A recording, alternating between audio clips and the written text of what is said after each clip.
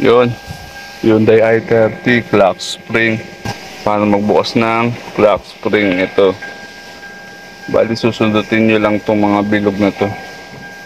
Gamit kayo ng flashlight, isa-isa nyo tusukin itong bilog na to. Yan, yung bilog na yan, yung maliit. Dito, sa may butas na to. Ito, yan, tatlo yan. Yan dito sa ilalim. Tapos dito sa gilid. Itong butas, tapos kakalasin nyo itong gitna, manubela.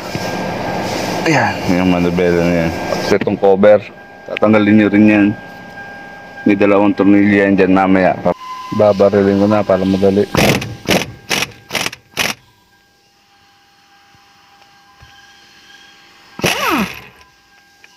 Yan, kung may baril kayo, mas madali.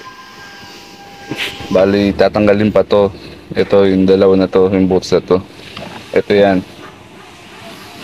Dalawang tornilyo. Dalawa. Bago nyo makuha yung clock spring, bubunutin itong dalawa.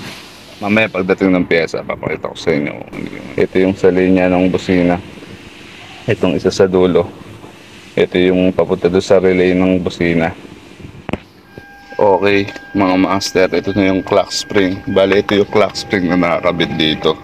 Nakinalas ko. Tapos, ito na yung bago. Bagong pyesa na ikakabit ngayon natin dito. Yan, ito na yung bago. May lock to. Kaya wag nyo munang tatanggalin to hanggat di nyo pa na ikakabit tong manubela. So, ikakabit ko muna. Ayun, okay na. Salpak na natin yung clock spring. So, kailangan natin testin. Yun, okay na. Salpak na natin, guys.